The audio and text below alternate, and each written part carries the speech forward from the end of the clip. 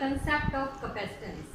Capacitance का concept करने से पहले हम कुछ इंपॉर्टेंट पॉइंट्स को डिस्कस करेंगे, जिनमें से जो फर्स्ट पॉइंट है that is inside a conductor the electric field is zero. आपको हमेशा ध्यान रखना है कि किसी भी कंडक्टर के अंदर इलेक्ट्रिक फील्ड हमेशा क्या होती है, जीरो होती है। अगर ये पूछा जाए क्यों होती है तो हम उससे प्रूव करने जा रहे हैं। सपोज मैंने एक कंडक्टर लिया और इसके ऊपर एक इलेक्ट्रिक फील्ड अप्लाई कर दी। इलेक्ट्रिक फील्ड मान लो मैंने यहाँ पे पॉजिटिव, यहाँ पे नेगेटिव ली। अब क्योंकि इलेक्ट्रिक फील्ड इस तरफ लग रही है, पॉजिटिव टू नेगेटिव डायरेक्शन होती है इलेक्ट्रिक फील्ड की, तो इलेक्ट्रॉन्स किस तरफ मूव करेंगे, negative to positive. Electric field positive to negative जा रही है तो इलेक्ट्रॉन्स किस तरफ जाएंगे, नेगेटिव टू पॉजिटिव जाते हैं। तो जिसके कारण जब इलेक्ट्रॉन्स इस तरफ आएंगे तो क्या होगा, यहाँ पे नेगेटिव चार्ज इकट्ठा हो जाएगा और उतना ही यहाँ पे पॉजिटिव चार्ज इकट्ठा हो जाएगा। क्लियर? अगर यहाँ नेगेटिव चार्ज इकट्ठा हो रहा है, यहाँ पॉजिटिव चार्ज इकट्ठा हो रहा है, तो अंदर भी क्या होगा, एक इलेक्ट्रिक फील्ड जनरेट हो जाएगी। सपोज जो वो इलेक्ट्रिक फील्ड है दैट इज ई नॉट, और अगर बाहर हम बात करते हैं, बाहर हम ले लेते हैं ई। क्लियर? अभी तक हमने क्या करा, हमने कहा कि एक कंडक्टर लिया, कंडक्टर पे इलेक्ट्रिक फील्ड लग रही थी ई। इलेक्ट्रिक फील्ड की डायरेक्शन पॉजिटिव टू नेगेटिव होती है तो इलेक्ट्रॉन्स नेगेटिव टू पॉजिटिव जाएंगे, जिसके कारण नेगेटिव इधर आ जाएगा और पॉजिटिव सारा इधर चला जाएगा, जिसके कारण अंदर भी एक फील्ड क्या हो जाएगी, जनरेट हो जाएगी। अब इलेक्ट्रॉन्स का फ्लो कब रुकेगा, इलेक्ट्रॉन्स का फ्लो तब रुकेगा जब ये दोनों फील्ड क्या हो जाएंगी, इक्वल एंड ऑपोजिट। जब ये दोनों फील्ड इक्वल एंड ऑपोजिट हो जाएंगी तो क्या होएगा, अंदर इलेक्ट्रिक फील्ड कितनी हो जाएगी, नेट इलेक्ट्रिक फील्ड कितनी हो जाएगी, जीरो। इसलिए हमेशा कंडक्टर के अंदर इलेक्ट्रिक फील्ड कितनी होती है, जीरो। क्लियर? सेकंड पॉइंट है इसका,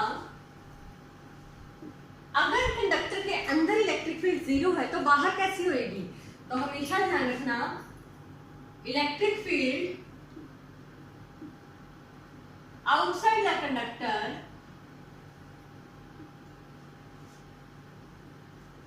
is always perpendicular to the surface। हमेशा इलेक्ट्रिक फील्ड किसी कंडक्टर के बाहर कैसे होती है, हमेशा सरफेस के परपेंडिकुलर होती है।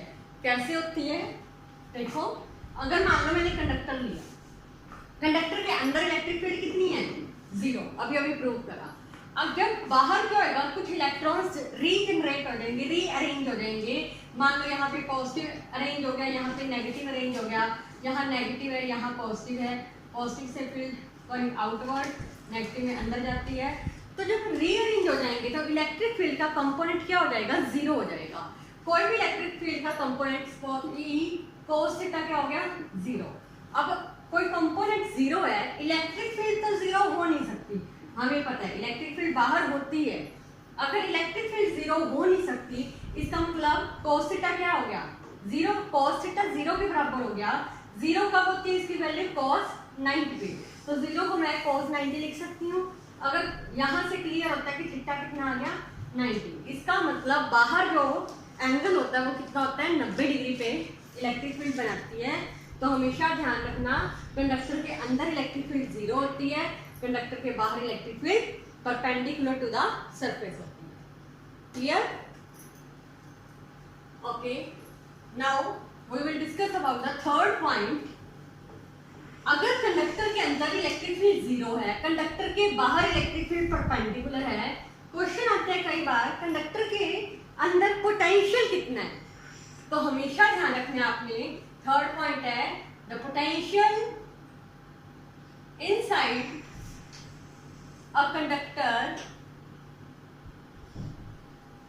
is always constant। पोटेंशियल क्या होता है, हमेशा किसी कंडक्टर के अंदर कांस्टेंट होता है, इलेक्ट्रिक फील्ड जीरो। अब पोटेंशियल कांस्टेंट होता कैसे, ये 1 मार्क का क्वेश्चन भी आ सकता है आपको पेपर में कि पोटेंशियल कांस्टेंट क्यों होता है। तो अभी लास्ट वीडियो में हमने देखा था कि इलेक्ट्रिक फील्ड और पोटेंशियल के बीच में क्या रिलेशन था, E equal to minus dV by dr, यही था। पोटेंशियल ग्रेडियंट का नाम दिया जाता है इसको। अब किसी कंडक्टर के अंदर की बात कर रहे हैं, कंडक्टर के अंदर इलेक्ट्रिक फील्ड जीरो, मैं यहाँ जीरो फिल कर रही हूँ, नेगेटिव साइन उधर जाके जीरो ही बन जाएगा, dV बाई dr। अब हमने पढ़ा हुआ है किसी भी चीज का डेरिवेटिव अगर जीरो होता है तो वो चीज क्या होती है, हमेशा कांस्टेंट। तो यहाँ से हमें पता चला कि जो पोटेंशियल है वो क्या होता है, कांस्टेंट होता है। क्लियर? अभी तक हमने 3 पॉइंट डिस्कस करे। Conductor, first one is conductor के अंदर electric field zero, second one is conductor के बाहर electric field perpendicular to the surface, and third one is conductor के अंदर पोटेंशियल क्या होता है, कांस्टेंट होता है। Clear? Now proceed with our next topic.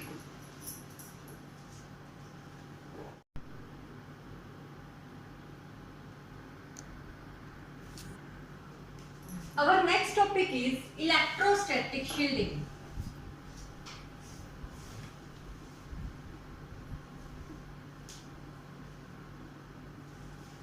Electrostatic shielding क्या होता है?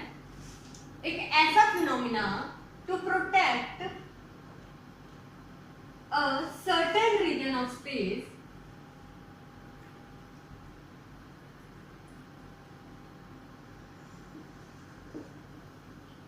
from external electric field.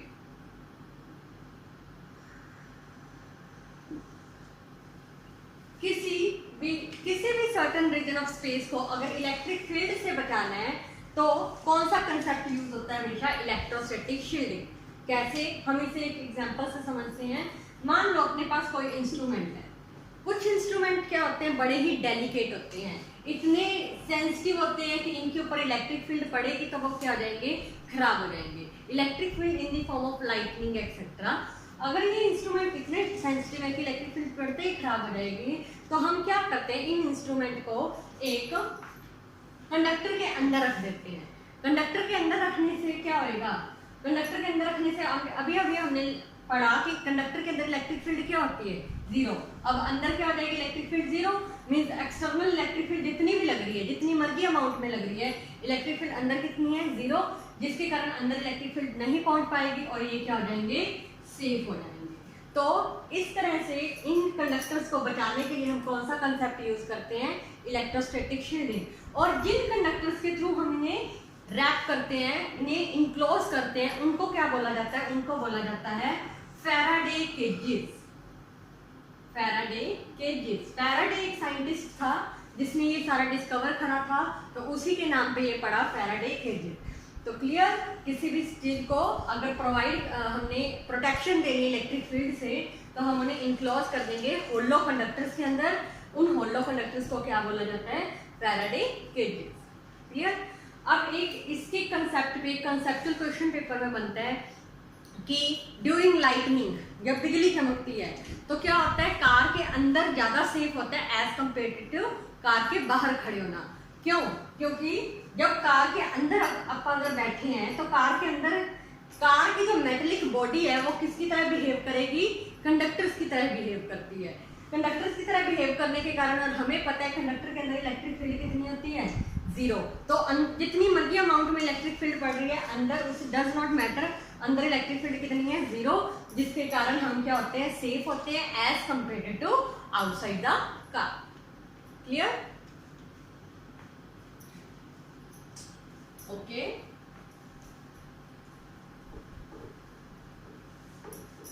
अब नेक्स्ट टॉपिक इज, जैसे कि अपनी इस एक्सरसाइज का नाम ही कैपेसिटेंस है, तो नेक्स्ट टॉपिक भी अपना क्या है, कैपेसिटेंस के बारे में, इलेक्ट्रिकल कैपेसिटेंस।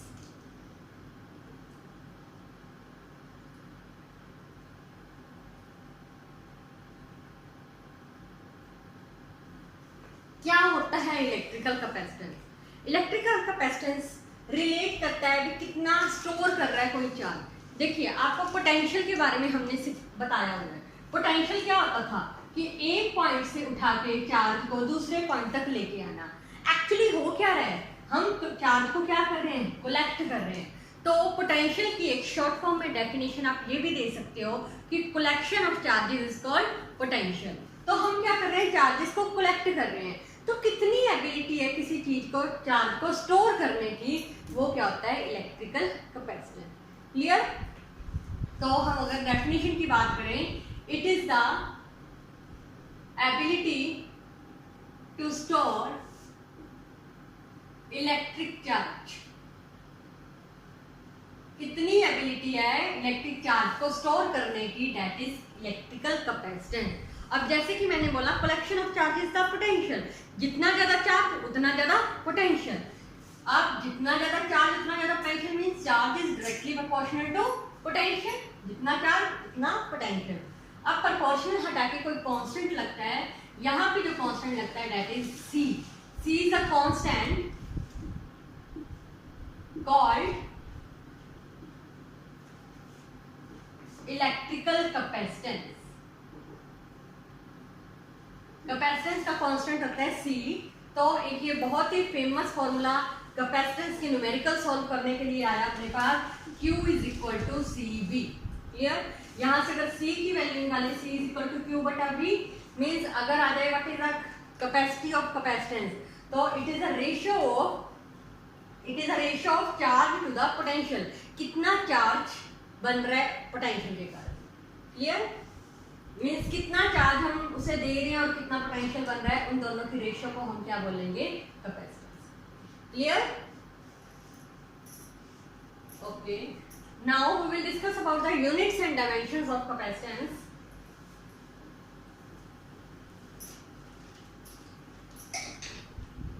जैसे कि अभी हमने फॉर्मूला किया कैपेसिटेंस का, C is equal to Q by V। अगर हम इसकी बात करें कि कितना इसमें कितनी यूनिट्स हैं, कितनी इसकी डायमेंशंस हैं, अगर यूनिट्स की बात करें सबसे पहले देखिए, यूनिट्स, चार्ज की यूनिट क्या होती है, कूलम। पोटेंशियल की यूनिट क्या होती है, पोटेंशियल का फॉर्मूला क्या था, अगर मैं पहले फॉर्मूला की बात करूं, पोटेंशियल क्या था, work upon charge means Q square upon W। यहां से अगर मैं यूनिट्स की बात करूं तो यूनिट्स क्या बन रही है इसकी, कूलम स्क्वायर पर जूल। एक यूनिट ही है बट एक फेमस यूनिट, अगर आपको कभी भी न्यूमेरिकल आता है तो ये यूनिट नहीं अप्लाई करेंगे हम। इसकी एक खास यूनिट है दैट इज, क्योंकि मैंने अभी बताया इसे फैराडे ने दिया था, तो उसने अपने ही कंसेप्ट पे अपनी unit the, that is farad. Clear? कभी भी न्यूमेरिकल आ जाए, कभी भी कोई कंसेप्ट है, तो हमेशा ध्यान रखना है कि इसकी कैपेसिटेंस की यूनिट क्या होती है, farad. Clear? Now we will discuss about the dimensions of capacitance.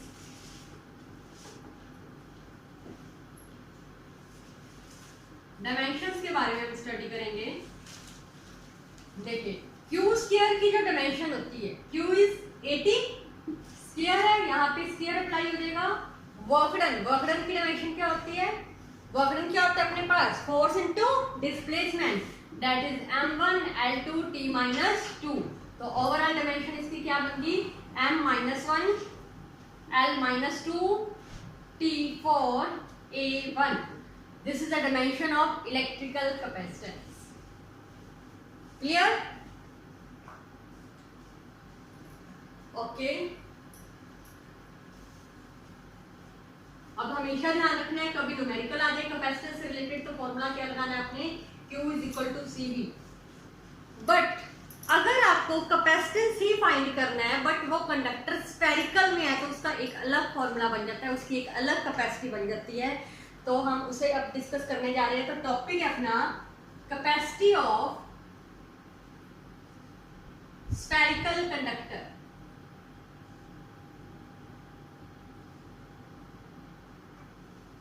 किसी भी स्फेरिकल कंडक्टर की कितनी कैपेसिटी होती है।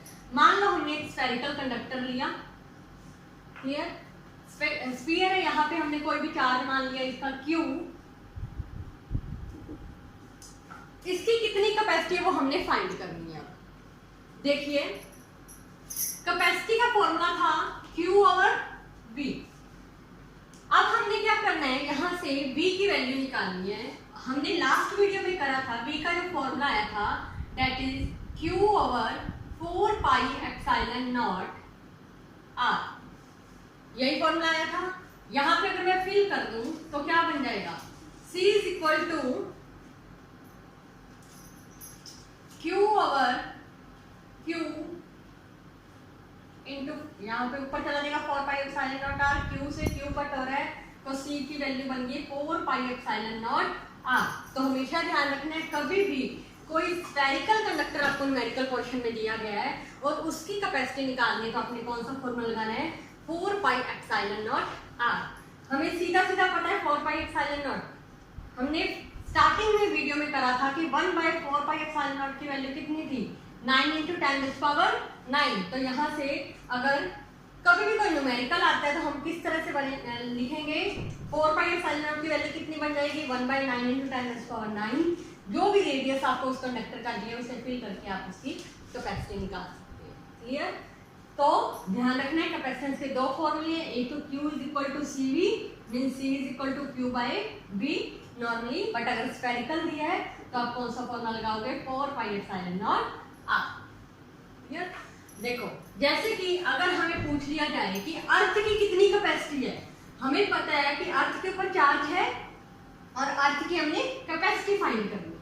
अर्थ की शेप क्या होती है, माना जाता है स्फेरिकल, एक्चुअली एलिप्टिकल होती है बट हम मान के चलते हैं स्फेरिकल होती है। तो अगर अर्थ की कैपेसिटी निकालनी है, कैपेसिटी ऑफ अर्थ, तो कितनी आएगी, देखिए हमें पता है हमारे पास जो फॉर्मूला है C is equal to 4 pi epsilon naught r. Earth का कितना रेडियस होता है, 6400 किलोमीटर। अगर हम इसे मीटर में बात करें तो 6.4 × 10⁶ metre. Now fill the values, 4 pi epsilon naught की वैल्यू 1 × 10 9 × 10⁹ 1/9 × 10⁹ और r की वैल्यू भरी मैंने 6.4 × 10⁶। इसे सॉल्व करने के बाद जो आपकी वैल्यू आएगी that is 711 × 10⁶ farad। farad is used for capacity और 10⁶ को हम कैसे लिख सकते हैं, माइक्रो भी लिख सकते हैं। तो कितना आंसर आ जाएगा, 711 माइक्रो फैरेड। इतनी कैपेसिटी होती है किसकी, अर्थ की। क्लियर? ओके,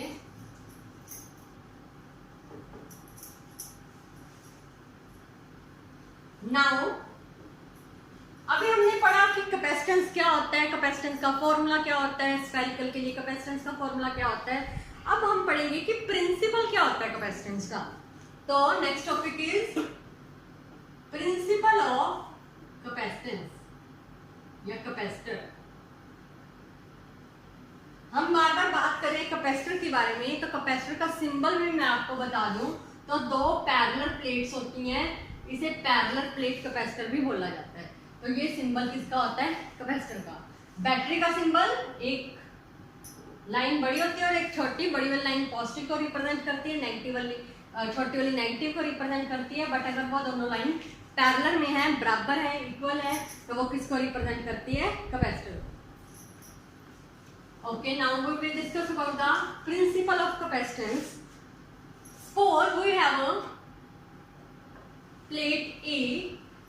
एक हमारे पास एक प्लेट A है, हमने इसको चार्ज दे दिया, काफी सारा पोटेंशियल दे दिया, इतना पोटेंशियल दे दिया कि ये फुली फील्ड हो गई। पॉजिटिव चार्ज हमने इसको दिया, इतना दिया है कि अब हम इसके बाद और चार्ज नहीं दे सकते, अगर देंगे तो वो लीक हो जाएगा। इसने अपना मैक्सिमम पोटेंशियल अटेन कर लिया। अब हम क्या करा, हमने एक और प्लेट लेके आए बी, बिल्कुल इसके पास में लेके आए। जैसे इसके पास में बी प्लेट को लेके आए तो क्या हुआ, इंडक्शन के कारण यहाँ पे इस तरफ कौन सा चार्ज प्रोड्यूस हो जाएगा, नेगेटिव चार्ज। इंडक्शन का मेथड हमने पढ़ा हुआ है, नेगेटिव चार्ज इंड्यूस हो जाएगा और उसके ऑपोजिट साइड कौन सा चार्ज हो जाएगा, पॉजिटिव चार्ज। क्लियर? अब ये क्या कर रहा है, ये नेगेटिव चार्ज क्या कर रहा है, इसके पोटेंशियल को घटा रहा है। क्यों? क्योंकि नेगेटिव पॉजिटिव क्या होते जा रहे हैं, कट होते जा रहे हैं। तो इस नेगेटिव चार्ज के कारण ए का पोटेंशियल, यहाँ पे ए प्लेट का पोटेंशियल क्या हो रहा है, कम होता जा रहा है, और जो ये पॉजिटिव है ये इसके पोटेंशियल को बढ़ा रहा है। बट क्योंकि नेगेटिव इसके ज्यादा क्लोज में है तो ओवरऑल इसका पोटेंशियल क्या हो रहा है, ओवरऑल पोटेंशियल इसका डिक्रीज हो रहा है। Overall potential of plate A is decrease. Clear? क्योंकि वो नेगेटिव पॉजिटिव आपस में कट रहे हैं। अब क्या होगा, अब हमने क्या करा, हमने इसी चीज को, इस जो नेगेटिव प्लेट थी, बी प्लेट थी अपने पास, हमने यहाँ पे अर्थिंग कर दी इसकी। ये ए प्लेट थी, ये बी प्लेट थी, यहाँ पे पॉजिटिव चार्ज था,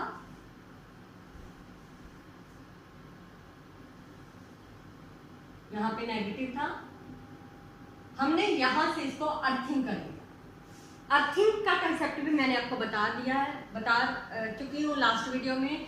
अर्थिंग से क्या होगा, यहाँ पे जो एक्स्ट्रा पॉजिटिव चार्ज है वो सारा अर्थ के अंदर चला जाएगा, जिसके कारण सिर्फ बी प्लेट पे कौन सा चार्ज रह गया, नेगेटिव। और ये नेगेटिव चार्ज इसको, इसके पोटेंशियल को क्या कर रहा है, डिक्रीज। अगर इसके पोटेंशियल को डिक्रीज कर रहा है तो हमें क्या करना पड़ेगा, इसके पोटेंशियल को मैक्सिमम करने के लिए इसको और चार्ज देना पड़ेगा। हम चार्ज इसको लगातार देते जाएंगे। इट्स मीन ओवरऑल कंसेप्ट का कंक्लूजन क्या है कि हम इसके चार्ज को बढ़ाने के लिए मीन इसकी कैपेसिटी क्या होती जा रही है, बढ़ती जा रही है। कैपेसिटी इसकी कब बढ़ती जा रही है चार्ज देने की, जब एक दूसरी प्लेट को इसके नियर में रखा जाता है। क्लियर? तो यही इसका प्रिंसिपल था। क्या प्रिंसिपल बनता है इसका, कि किसी भी कंडक्टर की कैपेसिटी बढ़ाने के लिए हम उसके पास में एक दूसरे कंडक्टर को लेके आएंगे तो वो क्या आएगा, उस कंडक्टर की कैपेसिटी ऑटोमेटिकली बढ़ जाएगी। क्लियर? ओके, जैसे कि मैंने आपको बताया था कैपेसिटर का जो सिंबल है ये होता है पैरेलल प्लेट कैपेसिटर। बट अगर इसके अंदर हम ये चीज लगा देंगे तो ये जो है ये कांस्टेंट कैपेसिटर होता है, इसकी वैल्यू फिक्स होती है, लाइक 6 फैरेड है या कुछ भी है। अगर हम इस तरह से लगा देंगे तो ये एक वेरिएबल कैपेसिटर को रिप्रेजेंट करता है, इसकी कैपेसिटी लगातार चेंज होती रहती है।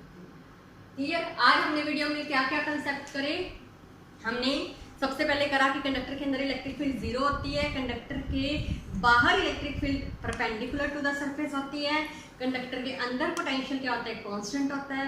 फिर हमने इलेक्ट्रोस्टैटिक शील्डिंग का कंसेप्ट करा कि प्रोटेक्शन प्रोवाइड करना किसी सर्टन रीजन को, उसे इलेक्ट्रोस्टैटिक शील्डिंग बोला जाता है। उसके बाद इलेक्ट्रिकल कैपेसिटेंस के बारे में हमने पढ़ा, देन हमने उसकी डायमेंशंस, यूनिट्स कैलकुलेट करी, फिर हमने इसका फॉर्मूला Q = CV से निकाला, फिर स्फेरिकल कंडक्टर के लिए हमने फॉर्मूला निकाला और अब हमने लास्ट में प्रिंसिपल्स का डिस्कस करा।